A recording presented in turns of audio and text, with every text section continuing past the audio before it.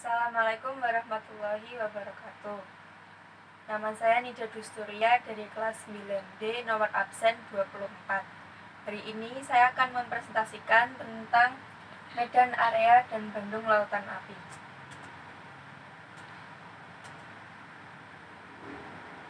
Pertempuran Medan Area tahun 1945. Pertempuran Medan Area adalah salah satu dari pertempuran untuk mempertahankan kemerdekaan Indonesia. Sama seperti pertempuran Surabaya dan Ambarawa, pertempuran di Medan merupakan upaya para pejuang Sumatera Utara untuk menghentikan Belanda yang ingin kembali menguasai wilayah-wilayah Indonesia. Latar belakang hampir mirip dengan pertempuran-pertempuran lain pada masa revolusi. Pertempuran Medan Area diawali dengan kedatangan pasukan sekutu pada 9 Oktober 1945 di Sumatera Utara. Pasukan tersebut dipimpin oleh Brigadir Jenderal T.E.D. Kelly. Sekutu membawa satu brigade, yaitu Brigade 4 dari Divisi India ke-26. Kedatangan brigade itu turut diboncengi oleh orang-orang Netherlands Indies Civil Administration atau NICA yang diam-diam dipersiapkan untuk mengambil alih pemerintahan di Indonesia. Pada awalnya, pemerintahan Republik Indonesia di Sumatera Utara memperkenankan mereka menempati beberapa hotel di kota Medan, seperti Hotel Debur, Grand Hotel, Hotel Astoria, dan lain-lain. Pejabat Sumatera Utara tidak mengetahui tujuan mereka sebenarnya, melainkan semata-mata ingin menghormati tugas mereka untuk mengurus tawanan perang yang ditahan oleh Jepang. Dimulainya pertempuran. Insiden lencana itu sekaligus menandai dimulainya pertempuran Medan Area. Hotel tersebut diserang dan dirusak oleh para pemuda. Dalam insiden ini jatuh sekitar 90 orang yang mengalami luka-luka. Sebagian besar adalah orang-orang NICA.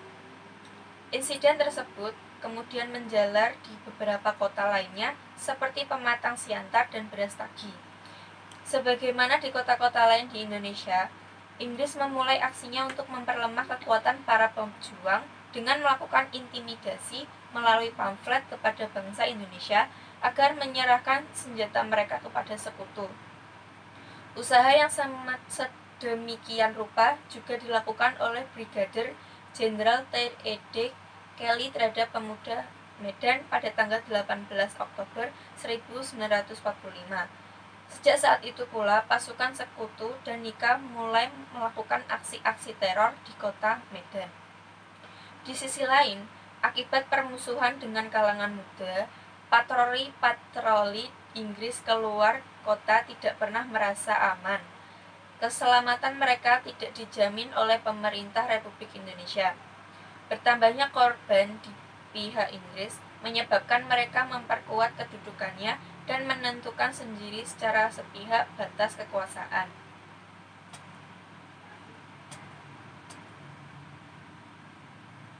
Pertempuran yang bertambah sengit. Pada tanggal 1 Desember 1945, pihak sekutu memasang papan-papan yang bertulis Fixed Boundaries Medan Area di berbagai sudut pinggiran kota Medan. Sejak saat itulah istilah Medan Area menjadi terkenal. Tindakan pihak Inggris ini merupakan pelanggaran kedaulatan dan tantangan bagi para pemuda. Di saat yang bersamaan, Inggris dan NICA melakukan aksi pembersahan terhadap unsur-unsur kerepublikan Indonesia yang berada di kota Medan. Para pemuda membalas aksi-aksi sekutu dan NICA, sehingga konfrontasi pun tidak dapat dihindarkan. Akibatnya, wilayah Medan menjadi tidak aman.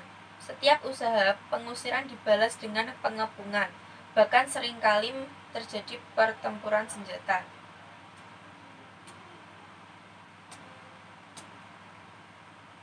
Pada tanggal 10 Desember 1945, pasukan Inggris dan NICA berusaha menghancurkan konsentrasi Tentara Keamanan Rakyat atau TKR di Trepes, tetapi usaha itu berhasil digagalkan. Selanjutnya, seorang perwira Inggris diculik oleh pemuda. Beberapa truk sekutu juga berhasil dihancurkan. Adanya peristiwa ini menyebabkan Jenderal T.E.D. Kelly kembali mengancam para pemuda agar menyerahkan senjata mereka. Barang siapa yang tidak mau mematuhi akan ditembak mati.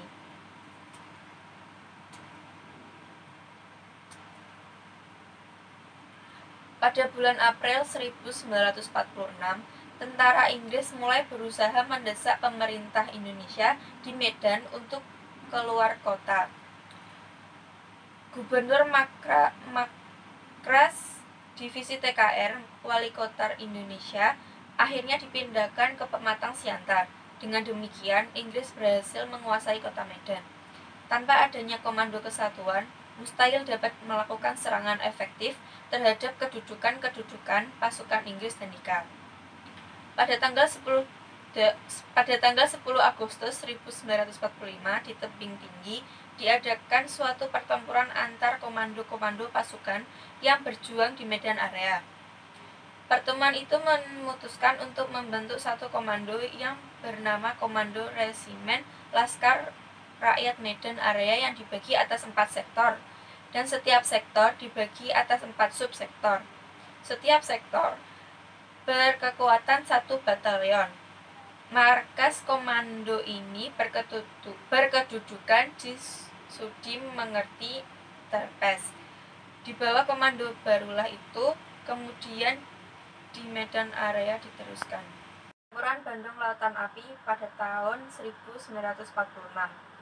Peristiwa Bandung Lautan Api adalah peristiwa kebakaran besar yang terjadi di kota Bandung, Jawa Barat, Indonesia pada tanggal 23 Maret 1945. Dalam waktu 7 jam, sekitar 200.000 penduduk Bandung membakar rumah mereka, meninggalkan kota menuju pegunungan di daerah selatan Bandung.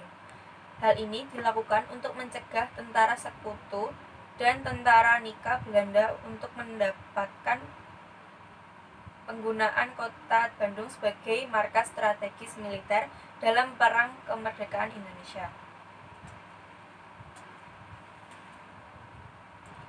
Latar belakang pertempuran. 1. Pertempuran Bandung Lautan Api terjadi karena pasukan Inggris dan Nika memasuki kota Bandung pada tanggal 12 Oktober 1945. Disusul pasukan tambahan pada tanggal 21 Oktober 1945. Mereka melakukan aksi teror terhadap rakyat Bandung sehingga mengakibatkan terjadinya pertempuran. Menjelang bulan November 1945, pasukan Nika semakin merajalela di Bandung. 2. Saat itu juga terjadi jebolnya bendungan Sungai Cikapundung di Bandung yang menimbulkan banjir besar di kota Bandung. Peristiwa itu terjadi pada malam hari pada tanggal 25 November 1945. Perundingan antara pihak Indonesia dengan sekutu mengakibatkan Bandung dibagi menjadi 2 daerah, yaitu Bandung Utara yang diduduki oleh pasukan sekutu dan Bandung Selatan yang menjadi daerah Indonesia.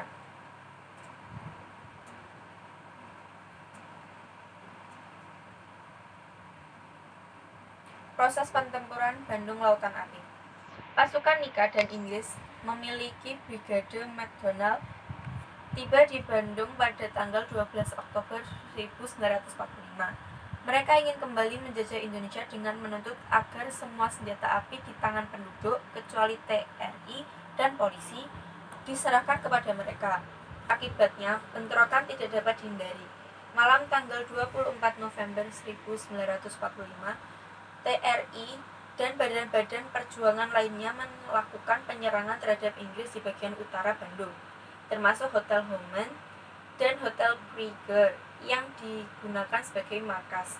Tanggal 21 November, McDonald menyampaikan ultimatum kepada Gubernur Jawa Barat agar Bandung Utara dikosongkan oleh penduduk Indonesia, namun tidak diindahkan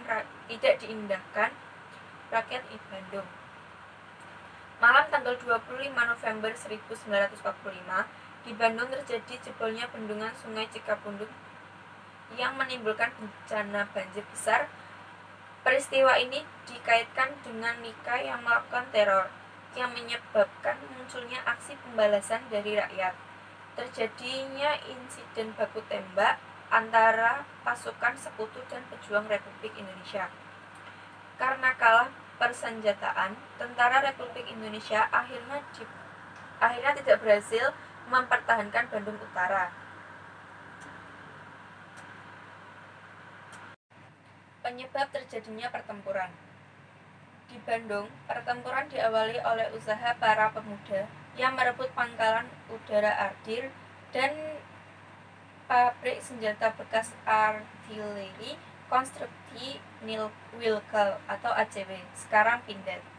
Berlangsung terus-menerus sampai kedatangan pasukan sekutu atau Inggris di Bandung pada tanggal 12 Oktober 1945 yang merupakan bagian dari Brigade McDonald. Saat kedatangan pasukan tambahan sekutu ke kota Bandung, tanggal 21 Oktober 1945, terjadinya pertempuran-pertempuran kecil yang tak dapat terhindarkan. Ketika pasukan sekutu merasa terdesak, tanggal 23 Maret 1945, sekutu memberikan ultimatum kedua, supaya Tentara Republik Indonesia atau TRI mundur sejauh 11 km dari pusat kota paling lambat pada tengah malam tanggal 24 Maret 1945. Namun, rakyat Bandung tidak dapat mematuhinya. Proses pertempuran Bandung Lautan Api. Kota Bandung dibagi menjadi dua daerah kekuasaan. Bandung Utara di bawah kekuasaan sekutu setelah berhasil mendesak para pejuang, dan Bandung Selatan di bawah kekuasaan Republik Indonesia. Hingga pada tanggal 23 Maret 1946, tentara sekutu menyampaikan ultimatum kedua dengan menuntut pengosongan sejauh 11 km dari Bandung Selatan. Akibatnya, terjadi aksi bumi hangus di seluruh penjuru kota. Dikarenakan ultimatum kedua yang diberikan oleh sekutu untuk mengosongkan Bandung Selatan, pada tanggal 24 Maret 1946, para TKR membakar gedung-gedung penting agar sekutu tidak dapat menggunakannya sebagai markas militer. Pertempuran yang paling besar terjadi di desa Dayakolot, sebelah selatan Bandung, di mana terdapat gudang amunisi besar milik tentara sekutu. Muhammad Toha dan Ramdan, dua anggota milisi BRI atau Barisan Rakyat Indonesia, menghancurkan gudang amunisi tersebut. Muhammad Toha berhasil meledakkan gudang tersebut dengan dinamit. Gedung Mesiunika itu meledak dan terbakar bersama kedua milisi tersebut di dalamnya. Dampak dan akibat yang ditimbulkan. Sekutu kehilangan gudang senjata. Banyak tentara-tentara yang meninggal dan pihak Belanda gagal menguasai wilayah Bandung sepenuhnya. Bandung seolah menjadi lautan api akibat dari pembumihangusan oleh penduduk Bandung. Penduduk Bandung kehilangan seluruh harta benda. Pihak sekutu kehilangan tokoh Brigadir McDonald. Pihak Indonesia kehilangan tokoh Muhammad Toha dan Ramdan. Kerugian yang sangat besar dalam infrastruktur dan harta benda rakyat Bandung. Muncul istilah Bandung Lautan Api yang berawal dari judul berita di koran Suara Merdeka yang ditulis oleh Aceh Bastaman, dan dibangunnya monumen Bandung Lautan Api dan terciptalah lagu Halo Halo Bandung. Sekian dari saya, mohon maaf jika ada salah kata. Wassalamualaikum warahmatullahi wabarakatuh.